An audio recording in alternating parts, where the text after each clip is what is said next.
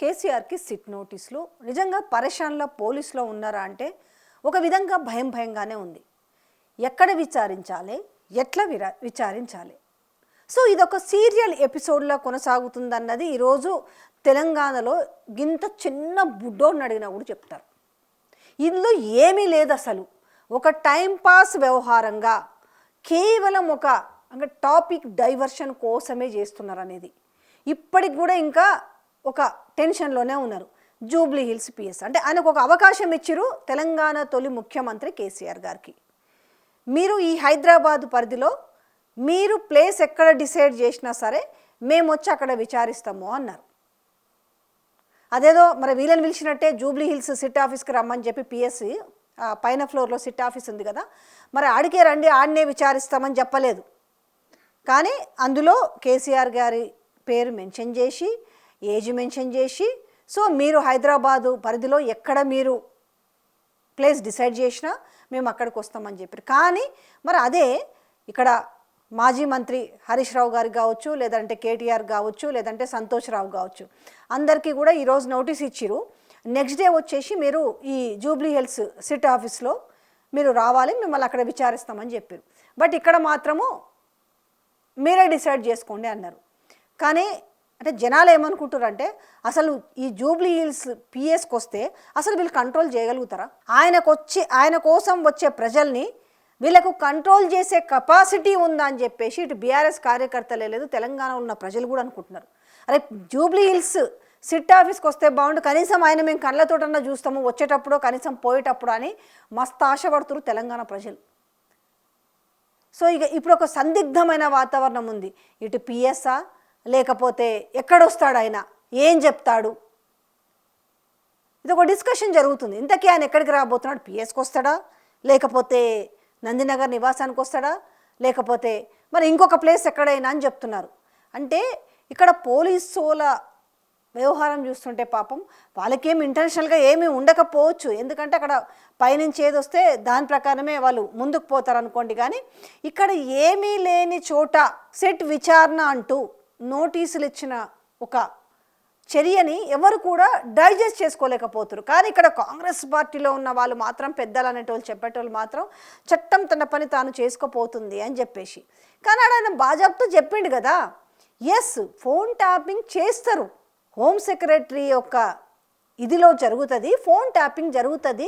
ఎందుకు జరుగుతుంది, ఏ పరిస్థితుల్లో జరుగుతుంది, దేనికోసం జరుగుతుంది, దానికోసం ఒక సీక్రెట్ ఫండింగ్ ఉంటుంది. ఆ ఫండింగ్ ఎట్లా ఖర్చు పెట్టిరనే చెప్పడానికి కూడా వీలు ఉండదు అనే విషయాన్ని ఆయన స్పష్టంగా చెప్పిండు. ఇందులో కొత్తగా వీలేదో ఆరా తీసినట్టు ఏం అడుగుతారు అసలు? సరే ఇప్పుడు ఏడికొస్తాడు అనే దగ్గరనే అసలు వీళ్ళు ఆ ప్లేస్ డిసైడ్ అయినాక కూడా వీళ్ళలో లోపల రన్ అవుతూనే ఉంటుంది. భయం అని చెప్పలేను, కానీ ఒక రకమైన ఉత్కంఠ ప్రజల కంటే కూడా ఇప్పుడు పోలీసుల దగ్గర ఎక్కువ ఉంది. ఒక రకమైన టెన్షన్, ఒక రకమైన ఉత్కంఠ. ఎక్కడికి వస్తాడు, అసలు వచ్చిన జలాల్ని ఎట్లా కంట్రోల్ చేయాలా, లేకపోతే ఎట్లా బెదిరించాలి, వీళ్ళని అసలు మనం కంట్రోల్ చేయగలుగుతామా, ఇక్కడ ఉన్నది ఆషామాషి వ్యక్తి కాదు. సో ఇవన్నీ పోలీసులలో రన్ అవుతున్న ఇంటర్నల్ యాక్టివిటీ రన్ అవుతుంది, ఏం చేయాలనే దాని మీద. ఇప్పుడు వచ్చి మనం అనవసరంగా వాళ్ళ మీద వీళ్ళ మీద లాఠీ చార్జ్ చేస్తే మళ్ళీ అదో పెద్ద న్యూస్ అవుతుంది. ఇవాళ రేపు సోషల్ మీడియా భారీగా ఉన్న నేపథ్యంలో చిన్న అలజడిని మనం చూసినాం కదా, ఏ రకంగా వాళ్ళు ఈడ్చుకొని పోతున్న విషయము. మరి రేపు కూడా అట్లనే చేస్తే మళ్ళీ కాన్సిక్వెన్సెస్ ఎట్లా ఉండబోతాయి. సో ఇది పోలీసుల్లో రన్ అవుతుంది. రెండోది ఏం అడుగుతారు, జనరల్గా ఉన్న ఆసక్తే. ఇప్పుడు ఆల్రెడీ ఒక ముగ్గురిని విచారించారు, దాని తర్వాత ప్రభాకర్ రావు ఆయన విదేశాలకు పోయినా ఆయన తీసుకొచ్చారు, ఆయన్ని విచారించి ఇదంతా ఒక ఘట్టం అయితే ఇక్కడ ఇప్పుడు ఆ పెద్ద ఆయన్ని విచారించడం అనేదే పెద్ద టాస్క్. ఏం అడుగుతారు? ఇప్పుడు దాని మీద ఉన్న ఎలిగేషన్స్ అన్నీ ఏంటి? ఇప్పుడు ప్రైవేటు వ్యక్తుల ఫోన్లు ట్యాప్ చేసిరా మీరు, లేకపోతే సినిమా వాళ్ళకు సంబంధించిన వాళ్ళ ఫోన్లు, ఇవే కదా బయట రాపిస్తున్న రాతలు. ఈరోజు కాంగ్రెస్లో చిల్లర మల్లరగా మాట్లాడుతున్న మాటలు, నోటికి అడ్డు అదుపు లేకుండా మాట్లాడుతున్న మాటలే కదా.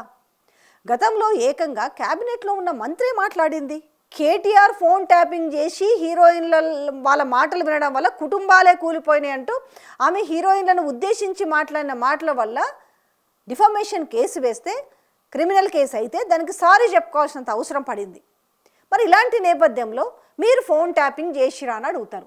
తిరిగి ఆయనే క్వశ్చన్ అడుగుతాడు కదా, ఏ ఏ పరిస్థితుల్లో అసలు ఫోన్ ట్యాప్ చేయబడుతుంది అనే విషయాన్ని ఒక టెలిగ్రాఫిక్ చట్టం కింద ఏ సందర్భాల్లో ఎవరు అసలు ఫోన్ ట్యాపింగ్ చేస్తారు, ముఖ్యమంత్రి ఇన్వాల్వ్మెంట్ లేకుండానే ఎలా ఫోన్ ట్యాపింగ్ చేస్తారు అనే విషయం చెప్తారు. ఈ ఫోన్ ట్యాపింగ్ అనేదే కూడా పెద్ద ఒక బూత్ వర్డ్ లాగా క్రియేట్ చేసారు. ఇది ఒక ఓన్లీ అది బీఆర్ఎస్ ప్రభుత్వంలో ఉన్నప్పుడే కాదు కదా, అంతకుముందున్న ప్రభుత్వం కావచ్చు, ఇప్పుడున్న ప్రభుత్వం కావచ్చు, ఫోన్ ట్యాపింగ్ లేకుండా అరాచక శక్తులు ఉంటాయి, నక్సల్స్ విషయంలో కావచ్చు.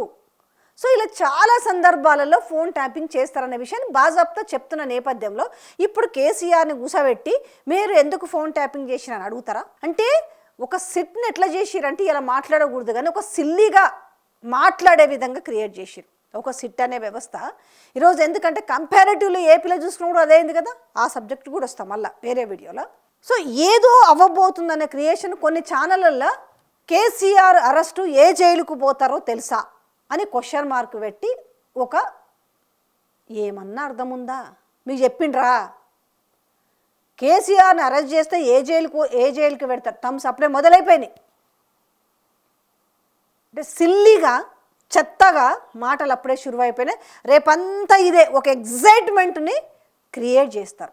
కానీ ఇదంతా కూడా ఎక్కడ ఎవరికి మొత్తం మళ్ళీ మిస్ఫైర్ అవుతుంది?